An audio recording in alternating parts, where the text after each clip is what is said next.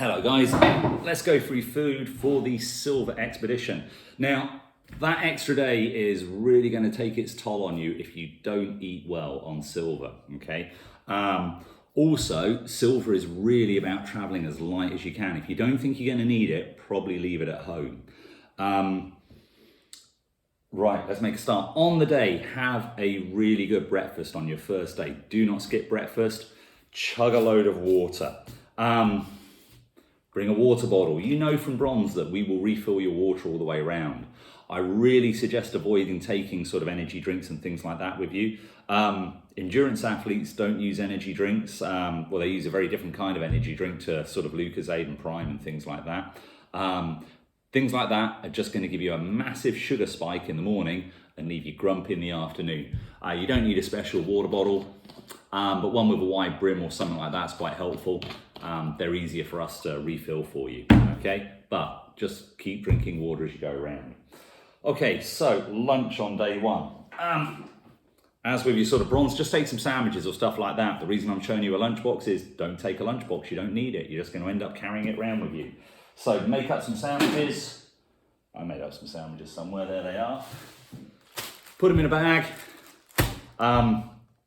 Then you can use the bag as a rubbish bag or something like that later. Okay, when it comes to fruit, take some fruit. It's good for you. It won't hurt you. But let's look at what we've got here. Now an apple I'm going to take out, and we're going to have that day 2 or day 3. Because that won't get smashed. That's quite a sort of hard fruit. That won't get crushed. Grapes, things like that, great on day 1, but sort of something like a banana or a satsuma on days 2 and 3, they're going to be pulp. So have those on day 1. Okay, have some sort of snack bar or something like that. These sort of brunch bars, and you want things to sort of just snack on through the day as you go. Now, things like a pack of crisps. Pack of crisps, absolutely great on day 1 because you can pack it at the top of your backpack where it's not going to get crushed. But I would be amazed if anybody can take a pack of crisps and it isn't just a crumbly mess by days 2 and 3. So crisps, by all means, on day 1. But I wouldn't try doing it for days 2 and 3. Okay, so there's my lunch. Now, by all means, take a couple of packs of sweets, sort of packs of Haribo, stuff like that. They're really good to just sort of share out as you're walking, but save them for the afternoon. Avoid that sugar high, but as you get tired in the afternoon, that's when you want to pop a bit of sugar in your body. Okay, evening meals. This is where I see people getting it really wrong on DofE. They just take ridiculously heavy stuff that they've had to carry all day. We don't need to go to any sort of specialist camping shops and buy any military rations or anything like that. There's loads of options out there for us.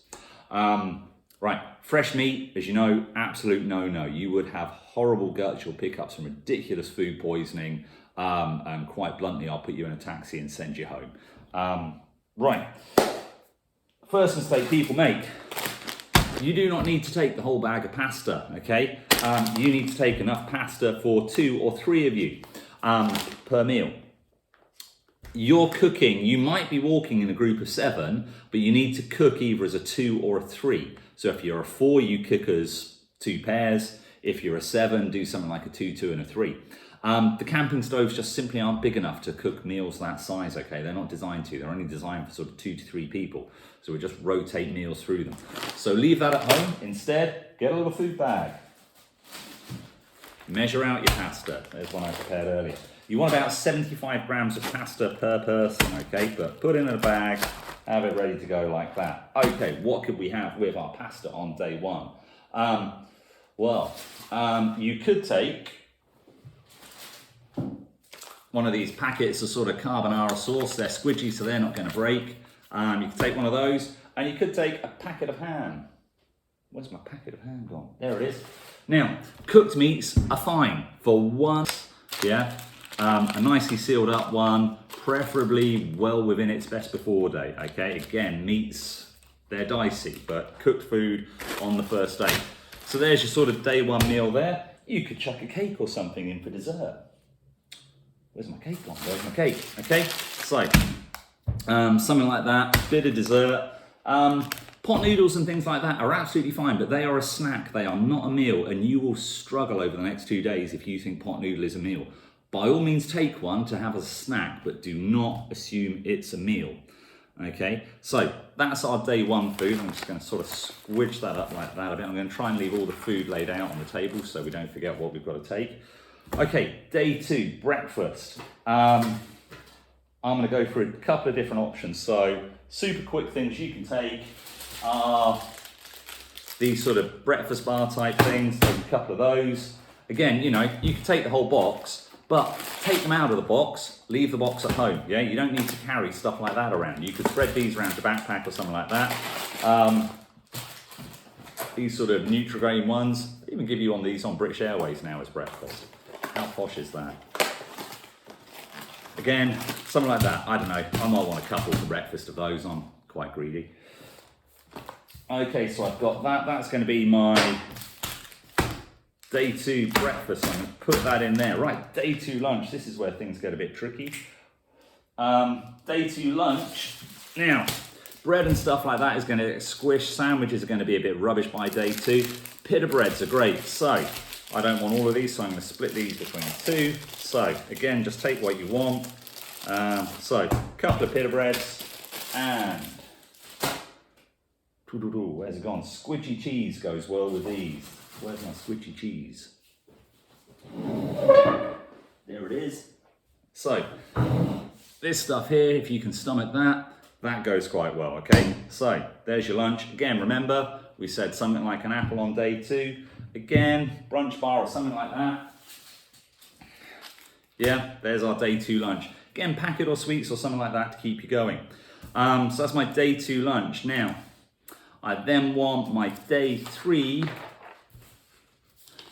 evening meal. Okay, let's lay that out over here. No, my day two evening meal, sorry. So, cooked meats are off the table now. Or sorry, anything that's sort of dicey. So, day two, one of the sort of things you can take, a tin of tuna. Yeah, I know we say don't take tins, but a small tin of tuna, that's going to be fine, yeah? But don't take things like cans of beans or jars of dolmio sauce. But tin of tuna, one of these stir-in dolmio sauces.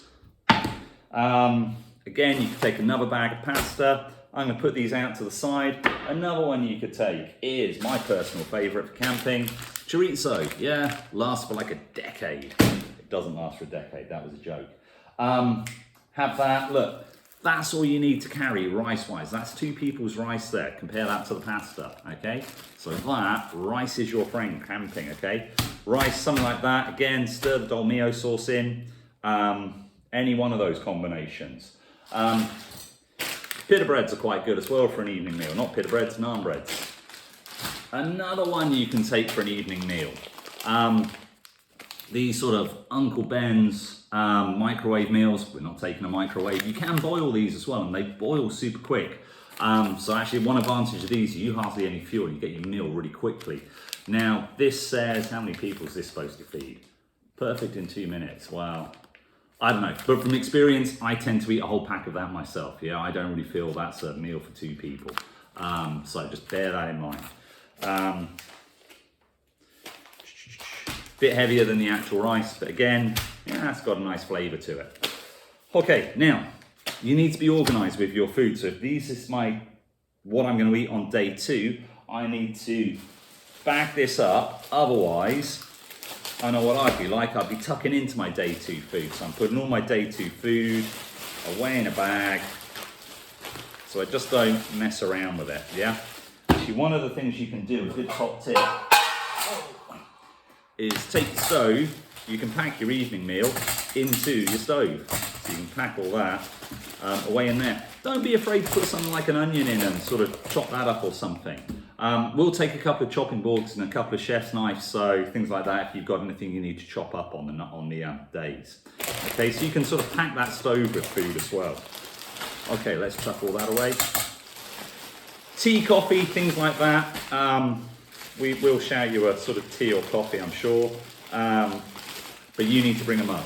I'm not taking a mug for you. Okay, so there's all my day 2 food bagged up. That way, it's all nice and organised, and I'm not tempted to start tucking into it before I should do. Okay, day 3. Day 3, you need breakfast and lunch. Actually just popping back. Hot chocolates are really good to take, the little sachets of hot chocolate, keep you going. Also cuppa soups or something like that, okay? They're quite a good thing just to sort of keep you, you sat around the site for a while, just sort of, if you're a bit of a boredom eater like me. But again, leave the box at home, just take the little sachets.